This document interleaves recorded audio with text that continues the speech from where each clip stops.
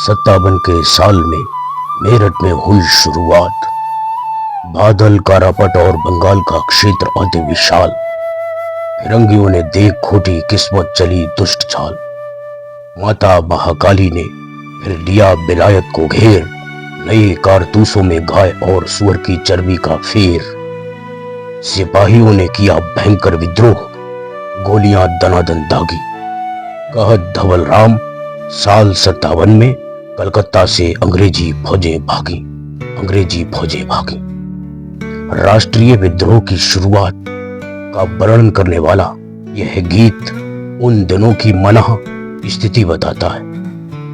फिरंगियों से पहले जैसा डर मन में नहीं रहा। उस पर किस्मत की मार पड़ी है। विध्वंस की देवी काली ने स्वयं विलायत को घेरने का निर्णय कर लिया है, क्योंकि हिंदू मुसलमानों द्वारा काम में लिए जाने वाले कारतूसों में गुपचुप गाय और सुअर की चर्बी क्या फिरंगियों ने नहीं मिलाई थी? और अंग्रेजों के कलकत्ता से चोरी छुपे निकलने का चित्रण पूरी कल्पना नहीं है। गदर का वर्णन करते समय के और मिल्सन बताते हैं कि कलकत्ता के गोरे निवासी कितनी दहशत में थे। उन दिनों की क्रांतिकारी भावनाओं का कुछ पता संक्षिप्त किंतु बड़े सुंदर ढंग से रचित इस गीत से मिलता है।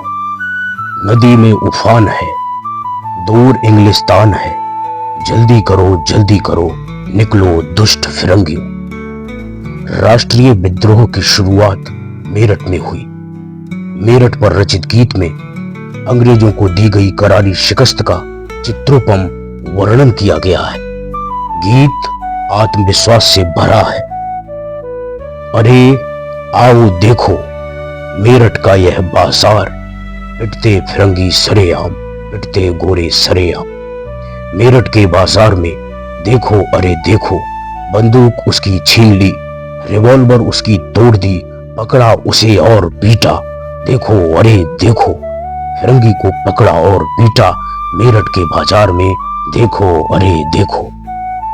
मेरठ और दिल्ली के चारों ओर के किसानों के बड़ी संख्या में भाग लेने से बगावत ने जन विद्रोह का स्वरूप ले लिया। अलीगढ़ में नायक बना अमानी सिंह किसान समुदाय से आया था।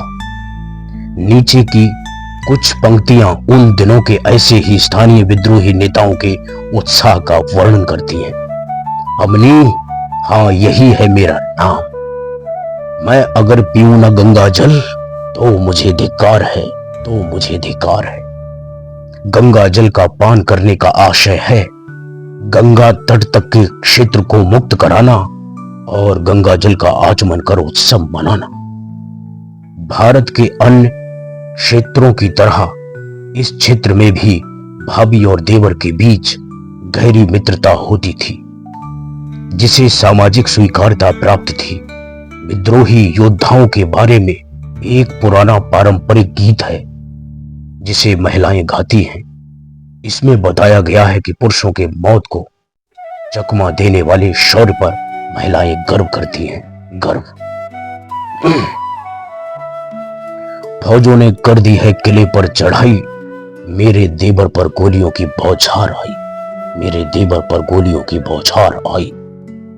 एक फिरंगी को मेरे पिया ने मार दिया, 2 फिरंगियों को मेरे देवर ने पकड़ लिया और तहखाने में डाल दिया। मेरे उल्हाने से बह गया उबल, वहां हुक्म मिला फिरंगी फौजों को तैयार होने और किले पर चढ़ाई का। और देखो मेरा देवर है अविचल, लड़ाई में जुटा ऐसे जैसे खेल रहा हो कोई खेल। अरे मेरी प्यारी बहना, कितना कितना मैंने उसे कहा, अब तो बम भी हो गए हैं खत्म,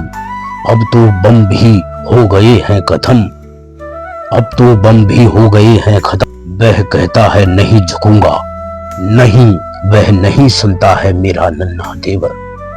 अंग्रेजों ने 7 फरवरी सन 1856 को अवध को कंपनी शासन में मिलाया था और वहां के नवाब वाजिद अली शाह को देश निकाला दे दिया था। नीचे दिया गया गीत इसी का चित्रण करता है। तुम्हारे देश निकाले के बाद ही हजरत मातृभूमि दिखती है वीरान। हुजूर की शान और ताकत के बिना खत्म हुआ खेल, बचा नहीं ख्याल। बेगमें भी चली दूर परदेश, छोड़ अपना वतन सदा के लिए।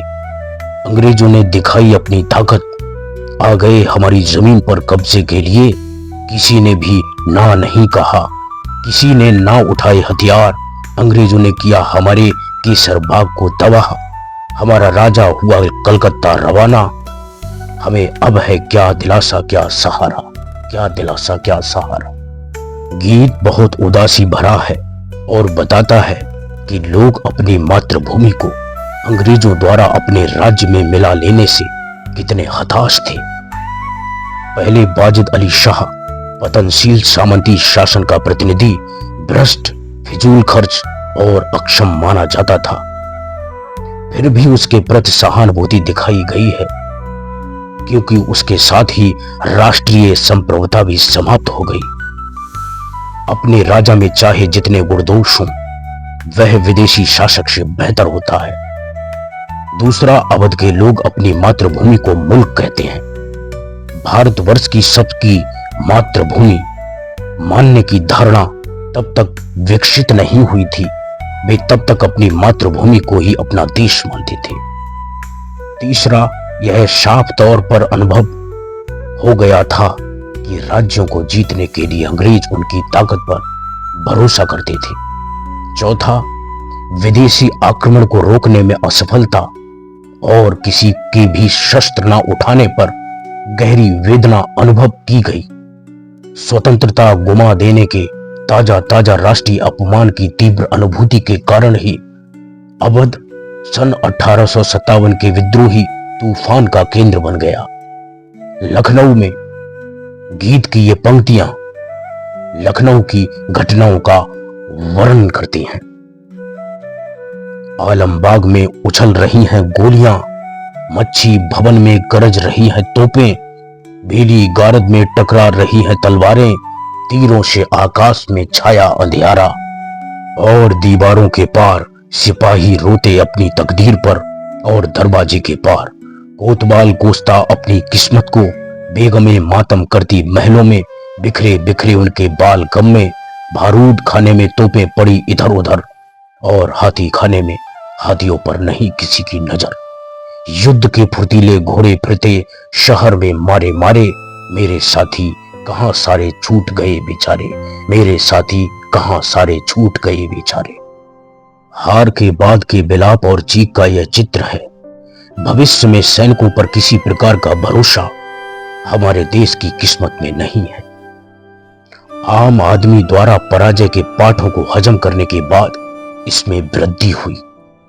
राणा बेनी माधो मूलतः सामंती कुल से है और देहातियों को संगठित करने वाले लोकप्रिय नायक थे, जो कई महीनों तक अंग्रेजों को चुनौती देने में सफल रहे। इस देशभक्त सामंत के बारे में यह गीत विद्रोह के समय बहुत लोकप्रिय हुआ था और बाद में भी इसकी लोकप्रियता बनी रही। ये गीत है, राणा बहादुर के सिपाहियों ने हे भगवान, राणा बहादुर के सिपाहियों ने हे भगवान, अवध में मचाया क्या तूफान, अवध में मचाया क्या तूफान। बार बार लाट ने किया प्रस्ताव, राणा तुम मेरे साथ आ जाओ, राणा तुम हमारे साथ आ जाओ। लंदन से मिला सम्मान, मदद के बदले अवध का एक सूबा पाओ, ये संदेश राजा को डिगा ना पाए। उसने दिया करारा जवाब, अंग्रेजों मुझे ना होशियारी सिखाओ, जब तक मेरी सांस है एक यही संकल्प रहेगा, तुम्हारी जड़ें खोदना और तुम्हें खदेड़ना रहेगा। जमींदार सारे एक होंगे, अंग्रेज थर थर कांपेंगे और हिल जाएंगे। जमींदारों में से कोई भी अलग हो जाएगा, किले का आधार ही हिल जाएगा, किले का आधार ही हिल जाएगा। जय हिंद साथियों।